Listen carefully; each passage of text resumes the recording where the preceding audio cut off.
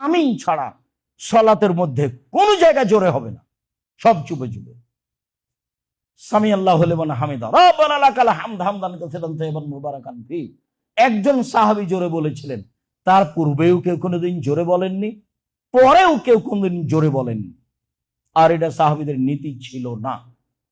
তারপরে দুই সিজদার মাঝের দোয়া, আল্লাহুম্মা গফিরলি ওয়ারহামনি ওয়াহদিনি ওয়াআফিনি ওয়ারযুকনি, এটা ইমাম শাফি রাহিমাহুল্লাহর পক্ষ থেকে জোরে বলার কথা আছে।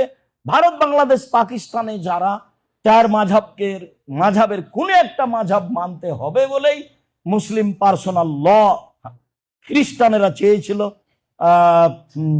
খ্রিস্টান শাসকেরা, ব্রিটেনের আসা শাসকেরা, তখন এই আহলে হাদিস যারা, তারা বলেছিল আমরা শাফিউল মাসলাকের লোক। ওই সুবাদে এখনো যারা আহলে হাদিস বলে নিজেকে দাবি করে, অনেকেই মনে করে যে দুই সিজদার মাঝের দোয়া জোরে বলতে হবে। রাব্বানা লাকাল হামদ হামদান কাসীরান তাইয়িবান মুবারাকান ফি, এই দোয়া জোরে বলতে হবে। আপনার মনে রাখা ভালো হবে যে আমিন ছাড়া কোনো অংশ জোরে হবে না। কেন? যে ব্যক্তি সালাত আদায় করছে সে তার প্রতিপালকের সাথে চুপে চুপে কথা বলছে।